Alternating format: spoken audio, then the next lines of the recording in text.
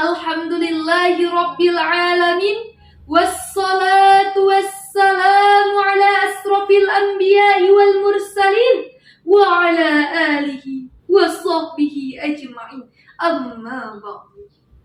Pertama-tama dan yang paling utama, marilah kita mengucapkan puji dan syukur kita atas kehadirat Allah Subhanahu wa Ta'ala, yang mana kita telah diberikannya kesehatan serta kenikmatan sehingga kita masih dapat melaksanakan aktivitas seperti biasanya.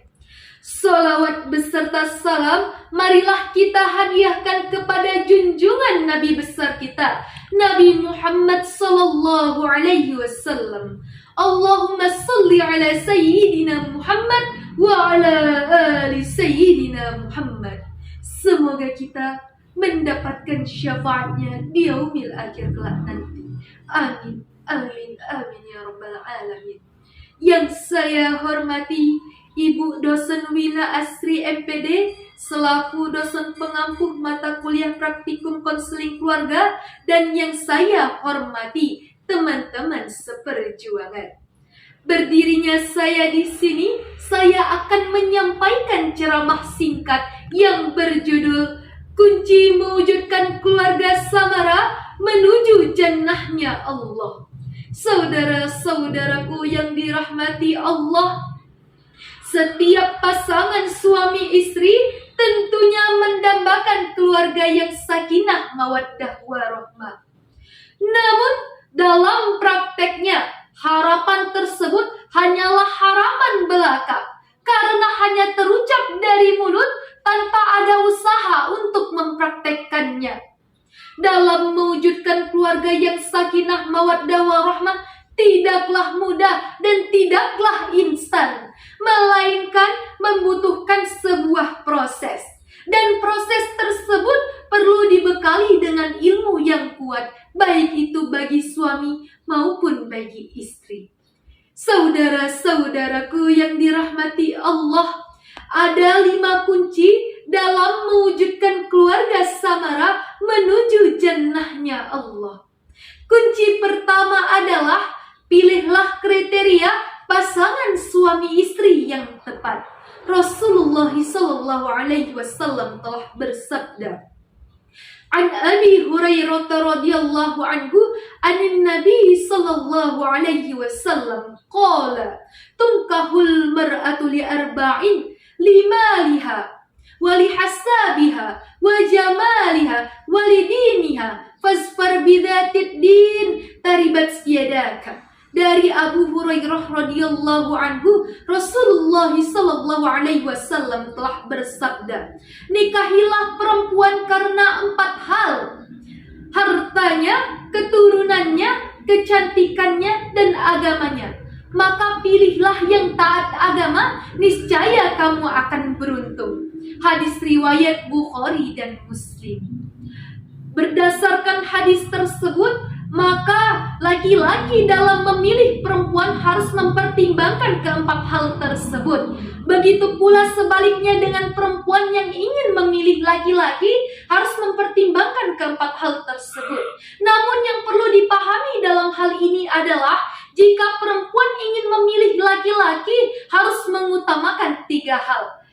Baik agamanya, akhlak yang baik, dan juga berpenghasilan yang cukup. Adapun kunci yang kedua adalah pasangan suami istri harus memiliki pengetahuan agama yang kuat.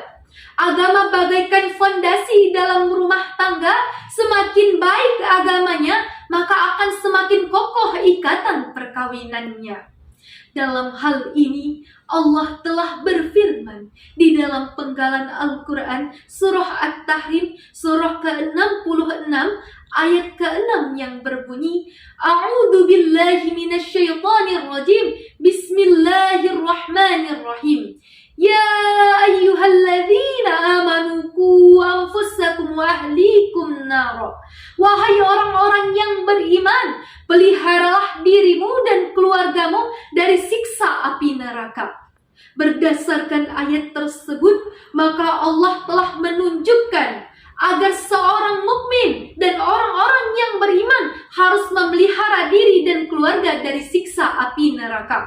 Untuk memelihara diri dan keluarga, maka dibutuhkanlah pengetahuan agama yang baik dengan menjalankan perintah Allah dan menjauhi segala larangannya.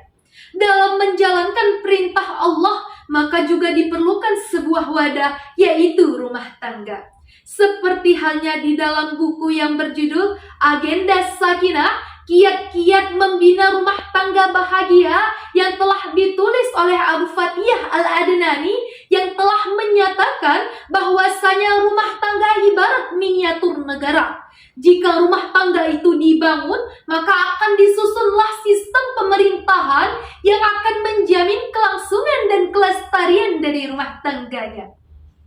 Rumah tangga ibarat sebuah bangunan, maka memerlukan fondasi yang kokoh, tiang-tiang yang berdiri tegak, dinding-dinding yang kuat, dan atap yang teduh.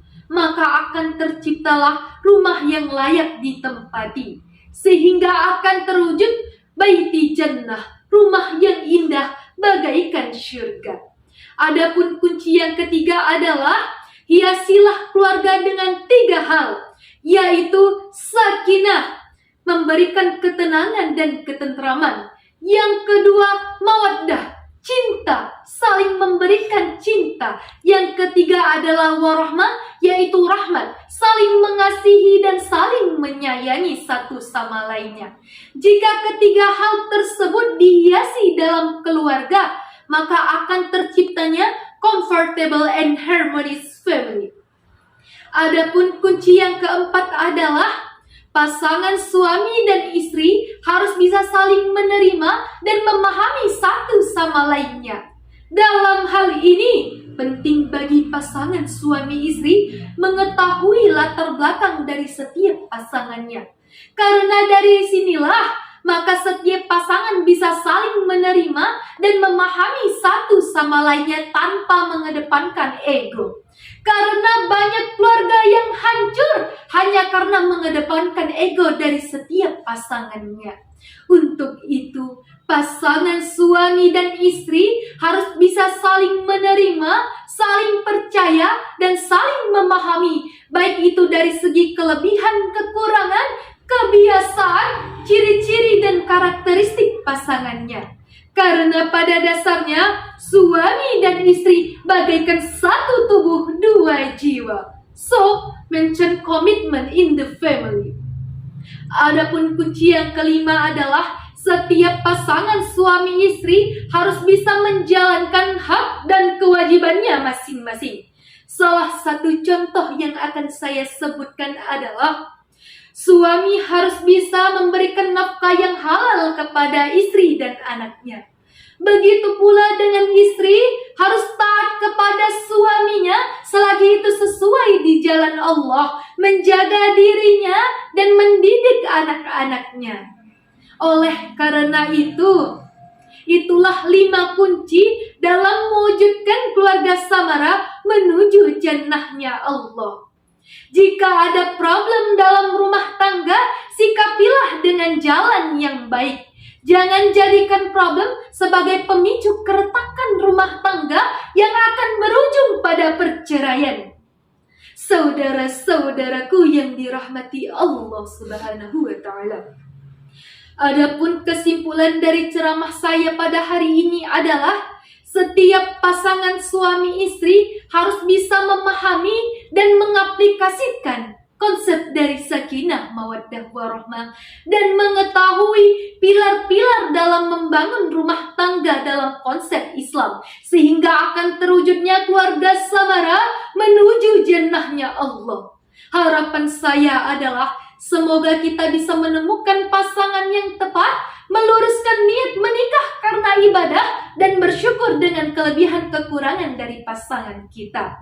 Mungkin cukup sampai di sinilah pidato saya pada hari ini. Mohon maaf apabila terdapat kesalahan, baik dari perkataan maupun perbuatan. Kepada Allah saya memohon ampun, kepada para hadirin saya memohon maaf. Makan keripik di tepi sawah, keripiknya jangan sampai jatuh. Wabillahi taufik wal hidayah.